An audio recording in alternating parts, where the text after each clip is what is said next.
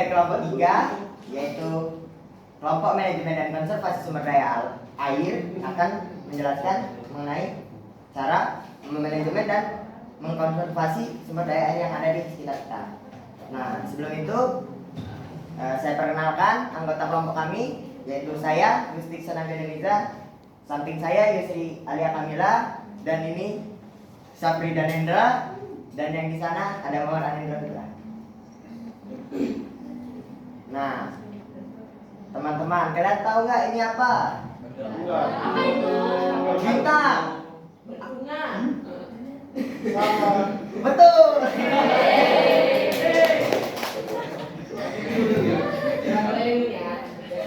Nah, bendungan ini merupakan salah satu cara manusia untuk memanajemen dan mengkonservasi sumber daya air yang ada di sekitar lingkungan kita. Nah, apa sih manajemen dan konservasi sumber daya air itu? Nah, manajemen dan konservasi sumber daya air merupakan upaya dari manusia untuk menjaga keberlangsungan sumber daya air agar tetap berada dalam kualitas dan kuantitas yang cukup untuk memenuhi kebutuhan dari makhluk hidup. Jadi biar airnya itu tetap bagus dan juga tetap tersedia bagaimanapun kondisinya. Nah, untuk sumber daya air ini dia memiliki dua wilayah dalam pembagiannya yang akan dijelaskan oleh Yusri dan Anindra. Yang pertama, wilayah kering. Jadi, teman-teman, apa sih itu wilayah kering? Wilayah kering merupakan daerah di mana curah hujannya yang sangat rendah, sedangkan proses evapotranspirasinya yang sangat tinggi. Nah, hal itu menyebabkan sumber daya air ini keterbatasan. Dan juga pada wilayah kering ini terdapat 3 sumber daya air. Yang pertama adalah sungai, kedua adalah danau, dan ketiga adalah aquifer. Sebelumnya, saya akan menjelaskan apa itu aquifer. Aquifer adalah sebuah lapisan yang terdapat di bawah tanah yang mengalirkan air. Selanjutnya juga hal tersebut, ketiga sumber daya air yang terdapat pada wilayah kering ini merupakan sebuah bagian penting untuk keberlangsungan hidup manusia dan juga pertanian maupun industri. Selanjutnya akan dijelaskan oleh Andro. Baiklah teman-teman sekalian, tapi sebelum saya menjelaskan wilayah basah, saya mau bertanya dulu. Di sini ada yang tahu wilayah basah itu apa? Coba angkat tangan. Saya kasih hadiah. Ya. Coba Wilayah Anda dengan jelaskan. curah hujan terbanyak. Ada lagi? Bagus. Coba Yasrin, nah yang posisi duduknya seperti itu. Coba jelaskan. Maafkan saya Pak atas ketidaksopanan saya. Menurut saya wilayah basah itu adalah wilayah dengan curah hujan yang banyak seperti Banjar Teki.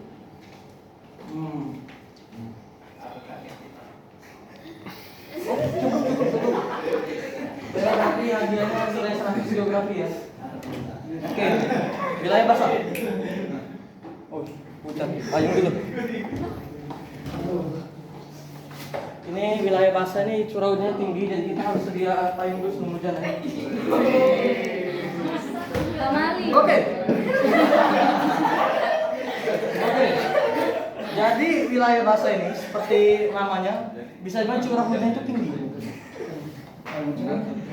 Oke, jadi karena curah hujannya tinggi dan evapotranspirasinya itu rendah. Jadi ada yang tahu evapotranspirasi itu apa? Transpirasi adalah penguapan dari tumbuhan. Penguapan dari tumbuhan? Air. Yakin? Enggak juga sih. Oke, jadi akan saya jelaskan. Evapotranspirasi itu dalam ilmu biologi bisa disebutkan. Jadi itu benar ucapan tadi, siapa nama saudara? Claudia. Nah, tepuk tangan untuk Claudia. Sudah benar, tapi ada yang kurang itu. Yang kurangnya bukan dari tumbuhan, tapi dalam tanah juga. Oke, sudah bagus Claudia. Ini biologinya terserah di sini pasti. Oke, jadi bisa kita simpulkan wilayah basah itu curah hujannya yang tinggi, sedangkan evapotranspirasi itu rendah. Jadi kebalikan dari wilayah kering. Nah, untuk sumber daya airnya sendiri itu bisa kita lihat bisa dibaca. Itu ada di sungai, ada di danau, dan atau zona resapan air yang bisa dibilang cukup tinggi. Karena kenapa? Karena dia cukup tinggi, maka banyak spesies-spesies habitat tumbuhan. Ada yang tahu contoh tumbuhan yang tinggal di wilayah basah?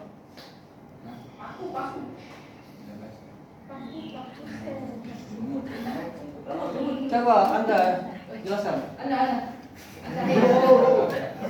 yang hidrologi. Ini yang hidrologi deh. Woi Ali, aduh, kata tanaman itu di ini wilayah basah.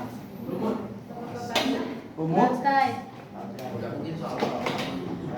Lumut ya? Ya boleh lah, boleh. Iya, ini ada Bukan tumbuhan, tapi ada hewan juga. Ada itu hewannya apa, Pak?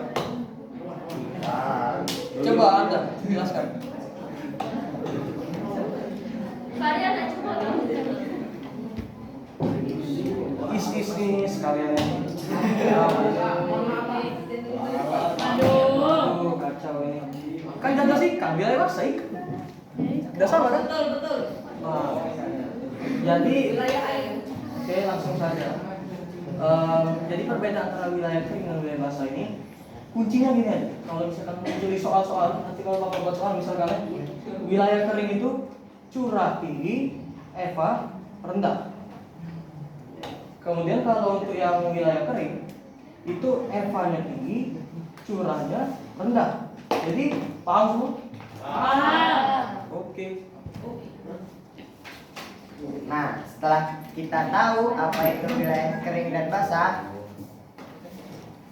Nah, jadi bagaimana sih? jadi kita manajemen dan mengkonservasi sumber daya air ini.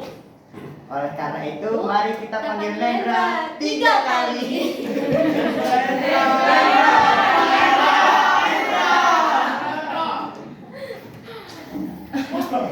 Oke semuanya, di sini saya sebagai spesialisasi dalam wilayah kering. Di sini saya akan memberitahu kalian upaya cara konservasi wilayah kering. Dalam cara pertama, kalian harus menggunakan air secara efisien ya. Tidak bisa air tersebut digunakan secara terus. Cara kedua, mengelola air secara teratur.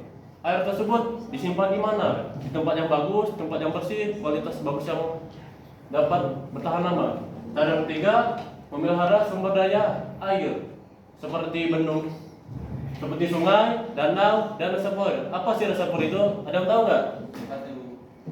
Tolong.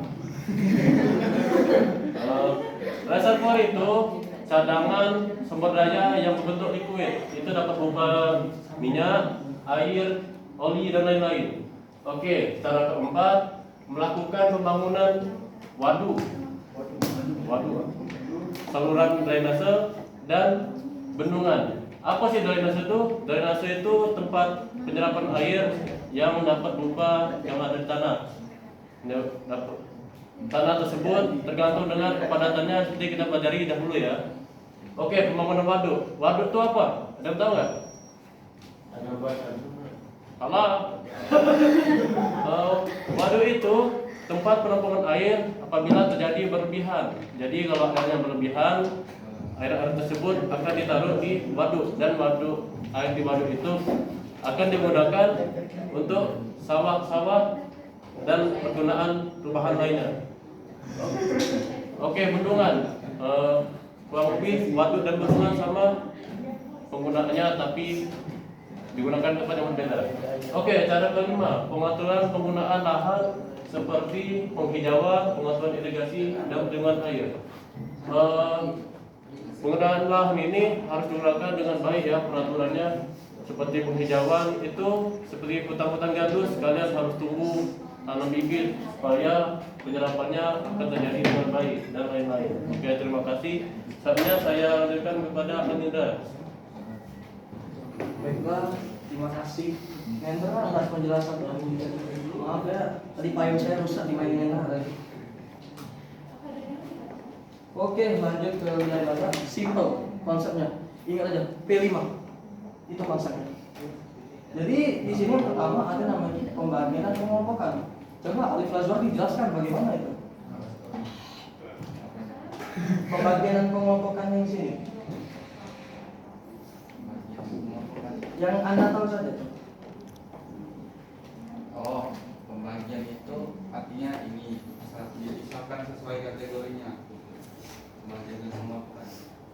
100 ini. 100. Ya, jadi betul penjelasan dari Alif. Jadi kalau kita mau mengkonservasi wilayah basah, kita harus kelompokkan dulu. Sama seperti yang kalau tadi kita kan ada kelompok 5 ada ya. Itu kan ada tumbuhan, ada hewan. Itu kita kelompokkan dulu per bagian-bagian. Misalkan wilayah 1 di wilayah basah ini untuk tumbuhan. Di wilayah sini khusus untuk konservasinya, di wilayah ketiga ini untuk tumbuhan. Jadi kalau misalkan kita pengelompokan seperti itu, otomatis tidak bakal kacau, ibaratkan tuh.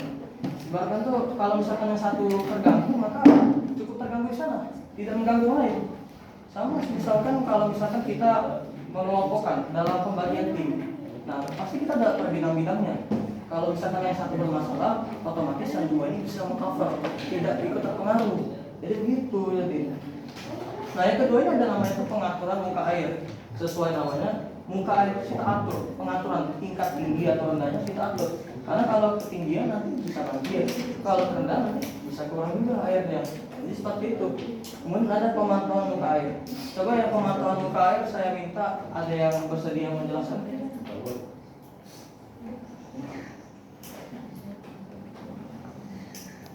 Coba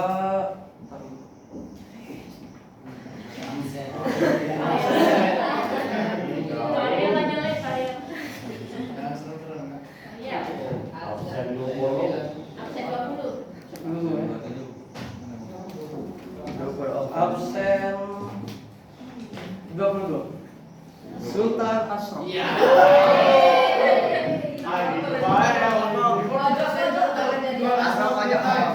Cara konservasi wilayah. Coba semua bisa ngambil yang ada. Jadi kan ada namanya itu pemantauan muka air. Kalau menurut Anda bagaimana pemantauan muka air itu? Pemantauan muka air. Muka air itu kondisi air. Iya. Ya apa yang dipantau kalau yang ada dari kalimat itu? Pemantauan tinggi air. Pemantauan tinggi air. Oke, boleh tapi kurang tepat. Oke, jadi Asraf sudah benar tapi itu baru 40%. Benar kata Asraf tadi, pemantauan muka air kita mantau juga tinggi rendahnya air. Tapi bagaimana cara memantaunya itu yang kita perlu selidiki. Jadi cara pemantauannya itu bisa kita pantau dengan cara air itu kita konservasi, kita pakai untuk menghidupkan listrik atau untuk irigasi. Nah kalau kita bisa pantau, kita lihat misalkan, oh muka airnya ini agak lumayan kencang ini atau lumayan lambat. Itu konsep dari pemantauan muka air. Jadi paham semua? Nah ini pemantauan tinggi. Kita absen lagi ya. Ada saran nggak? Absen nomor berapa? 20. Kalian sudah mendengarkan dari penjelasan dari Pak Nendra dan juga Pak Anim kan? Jadi penjelasan mengenai cara memanajemen dan cara mengkonservasi sumber daya air di wilayah kering maupun wilayah basah, masih banyak manusia maupun orang-orang yang belum mengetahui cara hal tersebut. Jadi sebaiknya ayo kita lebih peduli sumber daya air di lingkungan sekitar kita.